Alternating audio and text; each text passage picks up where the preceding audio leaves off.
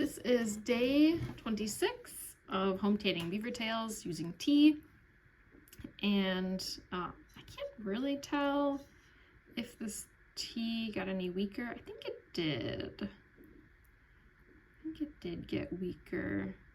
I feel like last time my fingers disappeared a lot sooner. I don't know. Anyway, I was kind of suspicious of this batch of tea because I boiled it and then it turned cloudy. So anyway, this was day 4 in this batch of tea, and I'm gonna switch it out for new tea today. And I also feel like they're taking a lot longer to tan than they did the first time I tanned the tails, but I did it this summer and I did not write anything down, which was obviously a mistake. So I don't really remember exactly how long it took. But I think it's taking longer this time. It feels like it's taking longer this time. So one thing that I did the first time that I didn't do this time because I thought it was unnecessary was really drying out the tails every day or almost every day with a towel. And I'm starting to think now that they tanned faster last time because I did that, and they're tanning slower this time because I haven't done that. So I'm going to start doing that and see if it helps.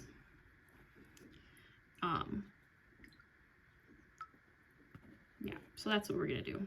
I definitely feel like this is looking dark, a lot darker here, but not much darker like through here, which is interesting.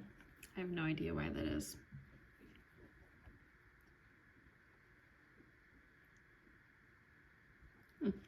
Also interesting that this is feeling a little bit less slimy. Good, bad, I don't know, just different.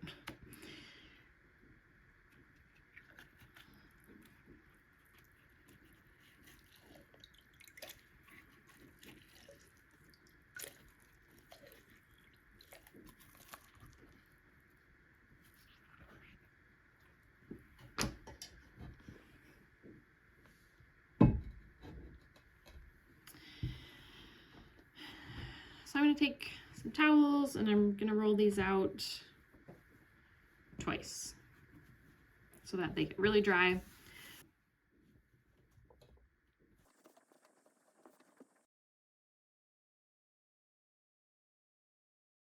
I'm hoping like a sponge, if you wring it out and then put it in water, it'll absorb a lot more, versus if you take a wet sponge out of water and then you put it back in water, it's kind of already saturated and doesn't absorb much more. So I'm hoping that if we wring these out like a sponge, they'll absorb tannins faster. It's cool to see how scars on the top side look on the bottom side.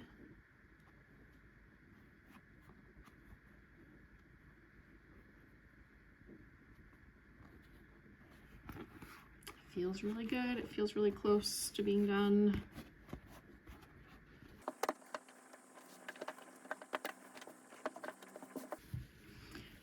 Use towels that you don't care about. You don't care if they get stained or whatever,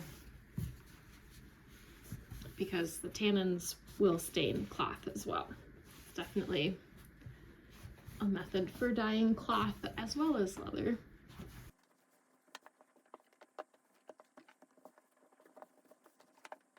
Okay, it's 2 rounds of drying on this tail. Probably didn't need 2, to be honest. This towel didn't really absorb much except for drips on the table.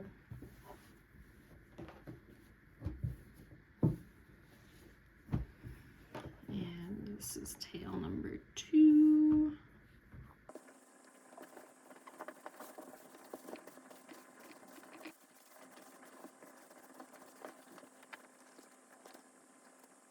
Oh, interesting.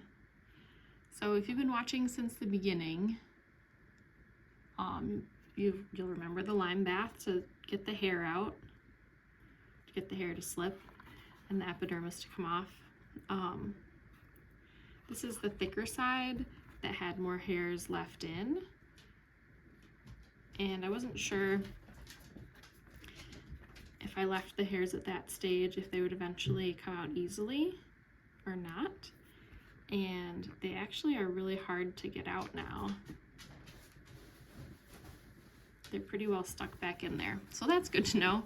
Make sure you get all the hair out at the lime stage, otherwise they're stuck.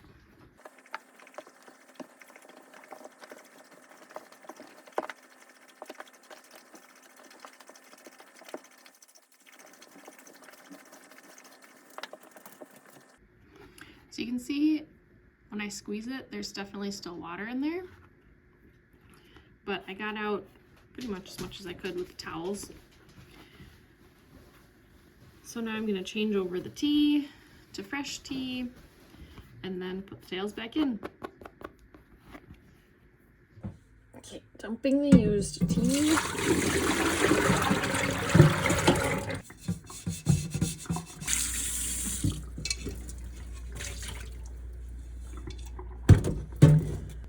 Dump the tea in. This is altogether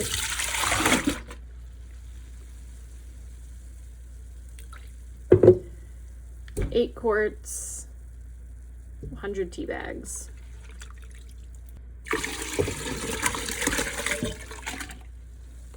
And this time I poured simmering water over the tea bags instead of boiling them. And you can see it made a much clearer tea rather than it was cloudy before when I had boiled it. So I don't know for sure, but I think that this will be more effective for tanning than the cloudy mixture. I also wonder if it would be better to leave the tea bags in there rather than take them out, if they would, like, as the tea weakens, if they would leach out more tannins, but I don't know. But if you've ever made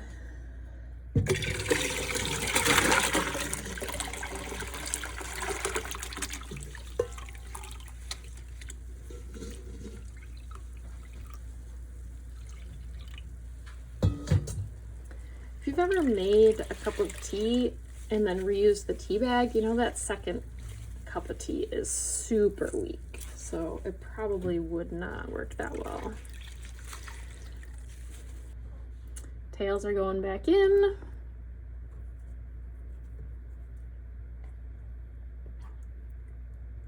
And I will see you tomorrow.